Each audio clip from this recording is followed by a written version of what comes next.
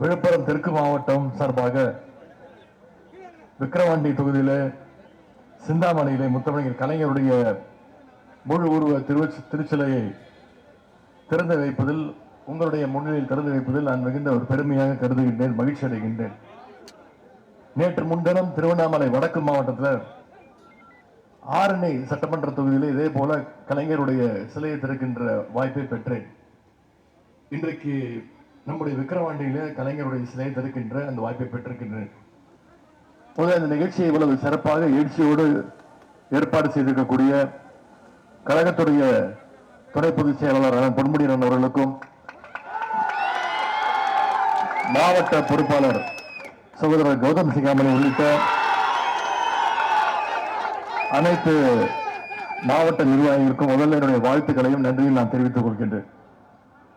இந்த விழுப்புரம் மாவட்டமும் இந்த விக்கிரவாண்டி தொகுதியும் எனக்கு ஒன்றும் புதுசு கிடையாது.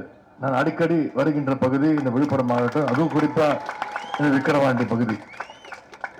சென்ற வருடம் விக்கிரவாண்டி இடைத்தேர்தல் பொழுது இங்கேயே 3 நாள் தங்கியிருந்து நம்முடைய அண்ணன் அன்னியூர் சிவா அவர்களுக்கு நான் தொடர்ந்து பிரச்சாரம் செஞ்சேன். நீங்களும் என்னோடு சேர்ந்து பிரச்சாரத்தை மேற்கொண்டீர்கள்.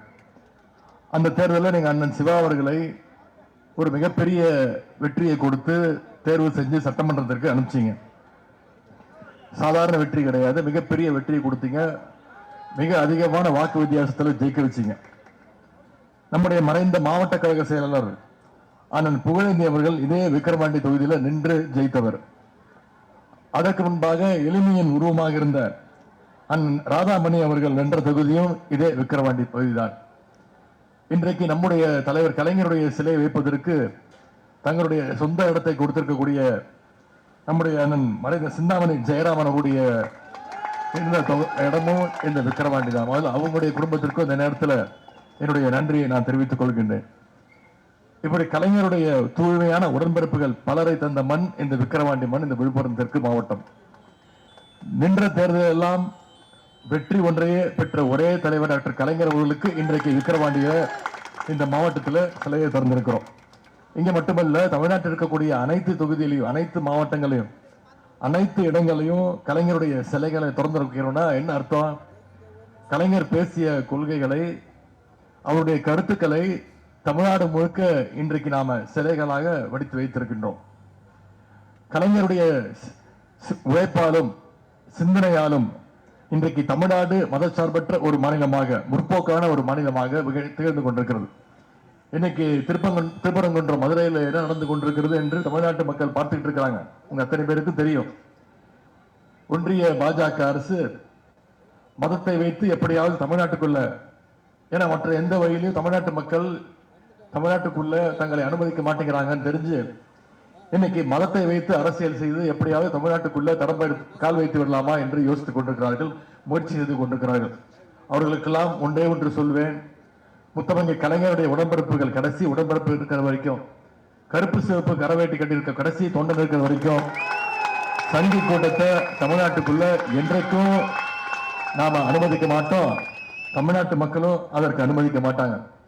இன்னைக்கு நம்முடைய திராவிட மாடல் அரசு, நம்முடைய முதலமைச்சர் அவர்கள் பல்வேறு திட்டங்களை கொடுத்து இன்னைக்கு தமிழ்நாட்டை இந்தியாவிலேயே முதல் மாநிலமாக பல்வேறு திட்டங்கள்ல, உதாரணத்திற்கு ஒரு 4 திட்டங்களை மட்டும் இங்கே குறிப்பிட விரும்புகின்றேன். குறிப்பா முதலமைச்சர் காலை உணவு திட்டத்தின் கீழே அரசு பள்ளி மாணவர்கள் 22 லட்சம் பேர் ஒவ்வொரு நாளும் பயன்பட்டு இருக்கிறாங்க.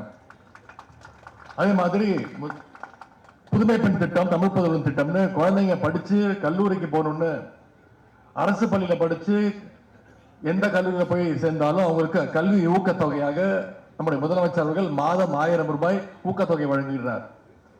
அதே போல நம்முடைய முதலமைச்சர் பொறுப்பேற்ற பின் போட்ட முதல் கையெழுத்து இங்க வந்திருக்கக்கூடிய மகளிர் உங்களுக்கான கையெழுத்து, அதுதான் விடியல் பயண திட்டம், மகளிருக்கான இந்த கட்டணமில்லா பேருந்து திட்டம். எல்லாத்திற்கும் முத்தாய்ப்பாக முக்கியமான திட்டம் அதுதான் மகளிர் உரிமை தொகை திட்டம், கலைஞர் மகளிர் உரிமை தொகை திட்டம்.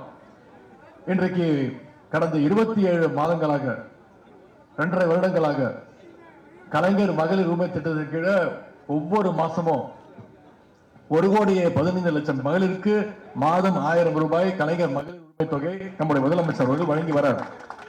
இந்த டிசம்பர் 12 தேதியிலிருந்து இன்னும் கூடுதலான மகளிருக்கு யாரெல்லாம் விடுபட்டு போனாங்களோ அந்த மகளிருக்கும் அந்த மகளிர் உரிமை தொகை தரப்படும்னு அந்த வாக்குறுதியை கொடுத்திருக்கிறார்.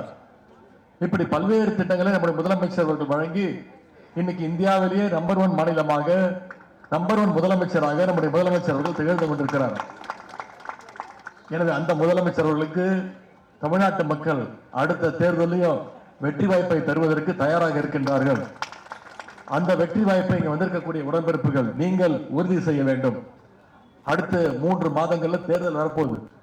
இந்த தேர்தல் மீண்டும் அதிமுக தமிழ்நாட்டுக்குள்ள அனுபவிச்சிட்டீங்கன்னா சென்ற 10 வருடங்கள்ல அதிமுக ஆட்சியில தமிழ்நாட்டை அதிமுக பாஜகவுக்கு கிட்டத்தட்ட வாடகைக்கு விட்டுருந்தாங்க. மீண்டும் ஒருமுறை அவங்களுக்கு வாய்ப்பு விட்டுட்டீங்கன்னா இன்னைக்கு தமிழ்நாட்டை பாஜகவுக்கு அதிமுக வித்துருவாங்க. இன்றைக்கு பாஜகவுடைய அடிமையாக அதிமுக செயல்பட்டு கொண்டிருக்கிறது. பாஜக என்ன திட்டத்தை கொண்டு வந்தாலும் அதை செயல்படுத்துவதிலேயே அதற்கு ஆமாசாமி போடுவதிலேயே இன்றைக்கு அதிமுகவினர் குறியாக இருக்கின்றார்கள்.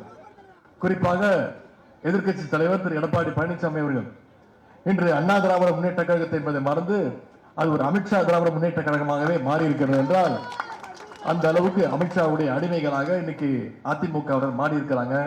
இதற்கெல்லாம் சரியான பதில் தருகின்ற நேரம்தான் வருகின்ற சட்டமன்ற தேர்தல் 2026 சட்டமன்ற தேர்தல்.